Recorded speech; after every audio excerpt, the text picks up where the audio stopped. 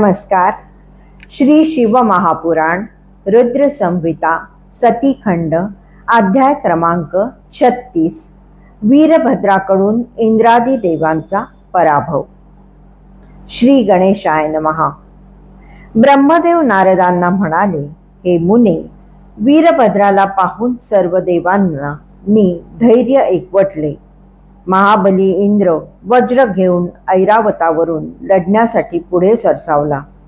त्याच्या समवेत मेंढ्यावर बसून अग्नी, रेड्यावर बसून यम, प्रेतावर बसून निवृत्ती, मगरावर बसून वरुण, हरिणावर बसून वायू आणि पुष्पक विमानात बसून कुबेर असे सर्व देव, तसेच यक्ष, चारण, गुह्यक आदी मंडळी आपापल्या वाहनांवर आरूढ होऊन निघाले. त्यांचा उद्योग पाहून दक्ष अधोमुख होऊन इंद्रापाशी गेला व म्हणाला, तुम्हा सर्वांच्या भरोशावर मी या महायज्ञाला सुरुवात केली आहे. तुम्ही महाप्रतापी आणि सत्कर्माला मदत करणारे आहात. माझे रक्षण करा. दक्षाचे बोलणे ऐकून सर्वजण युद्धासाठी पुढे सरसावले. देवांचा आणि शिवगणांचा मोठा संग्राम झाला. युद्धभैरींच्या निनादाने सारा आसमंत कोंदटला. तीक्ष्ण शस्त्रांचे आघात होऊ लागले. इंद्रादी देव शिवकिंकरांवर अक्षरशः तुटून पडले. दक्षाला संतोष व्हावा आणि देवकार्यात सहाय्य म्हणून भृगूंनी मंत्रबलाने पुष्कळ शिवगणांचा नाश केला. गणांचा पराभव होत आहे असे पाहून वीरभद्र रागाने पुढे आला. त्या वृषभस्थित महाबलीने आपल्या त्रिशूळाने देवांवर चढाई केली. त्याने कित्येकांना त्रिशूळांच्या आघाताने आडवे केले. कित्येकांचे खड्गाने 2 तुकडे केले. कित्येकांना मुदगलाने छिन्न विछिन्न केले. त्याने क्रोधावेशाने जो प्रचंड संहार केला तो पाहून अनेक देवांनी तेथून पळ काढला. ते सर्वजण स्वर्गात गेले. फक्त इंद्रादी लोकपाल धैर्य धरून तेथे राहिले. त्यांनी बृहस्पतींना विचारले, हे गुरु, वीरभद्र कोणत्याही उपायांनी आवरला जात नाही, तरी आमचा जय कसा होईल ते सांगा. बृहस्पतींनी शिवजींचे स्मरण केले व म्हणाले, देवेंद्र, भगवान विष्णूंनी जे सांगितले होते त्याप्रमाणे सर्व घडत आहे. आता मी काय सांगतो ते लक्षपूर्वक ऐक. समस्त कर्मांचे फळ देणारे महेश्वर हेच सर्वार्थाने करते आहेत. तेच सर्व काही घडवून आणतात. मंत्र, औषधी, अभिचार, कर्म, लौकिक कर्म, वेद, मीमांसा व शस्त्रे ही त्यांच्याशिवाय व्यर्थ आहेत. वेदपारंगत ज्ञानीही त्यांना पूर्णपणे जाणू शकत नाहीत. केवळ अनन्य शरण भक्तच त्यांना जाणू शकतात. अशी श्रुती आहे. जो शांत आहे, निर्विकार आहे आणि ज्याच्यावर शिवजींचा पूर्ण अनुग्रह आहे त्यालाच शिवतत्वाचे ज्ञान होते. इंद्रा, तुम्ही मूर्खपणाने दक्षाच्या यज्ञात आलात. आता या संतप्त रुद्रगणांसमोर तुमचा काय निभाव लागणार? हे सर्वजण यज्ञाचा विध्वंस करण्यासाठीच येथे आलेले आहेत. त्यांना रोखणे कोणालाच शक्य नाही. बृहस्पतींचे बोलणे ऐकून सर्वजण काळजीत पडले. तेव्हा वीरभद्र त्यांना उद्देशून म्हणाला, तुम्ही शहाणे आहात. शिवजींशिवाय या यज्ञात आलात.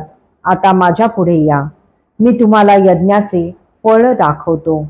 मग त्याने इंद्रादी लोकपालांवर तीक्ष्ण बाणांचा इतका भयानक वर्षाव केला की ते 10 दिशांना पळून गेले. त्यांना पळवून लावल्यावर वीरभद्र गणांसहित यज्ञस्थळी आला.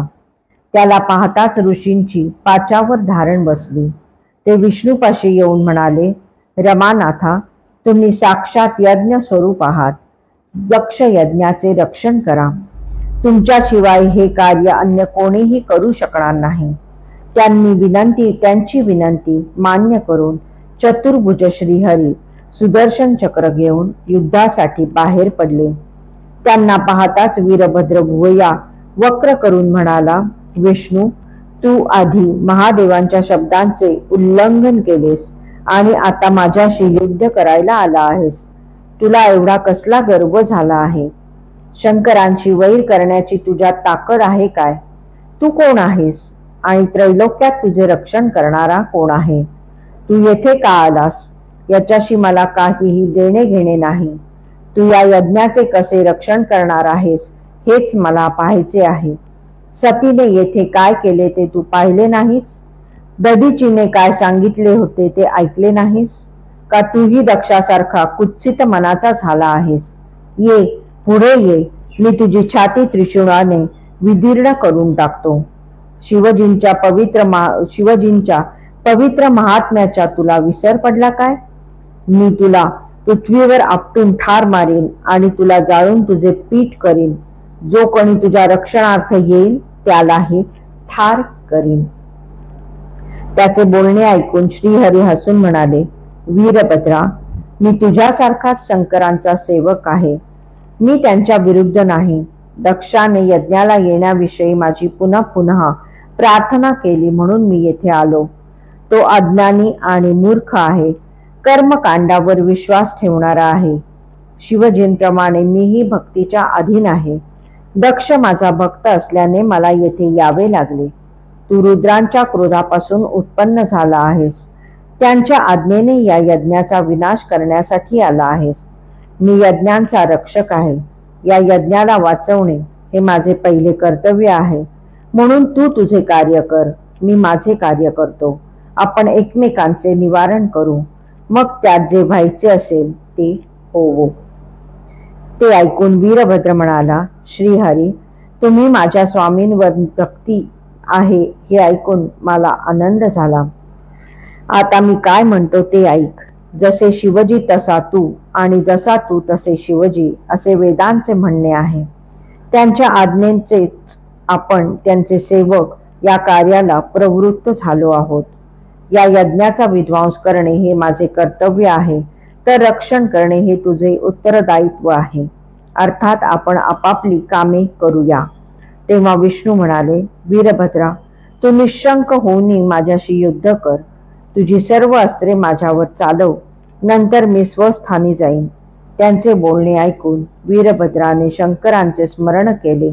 त्याच्या सर्व शिवगणांनी युद्धाचा पवित्रा घेतला. अध्याय 36 समाप्त.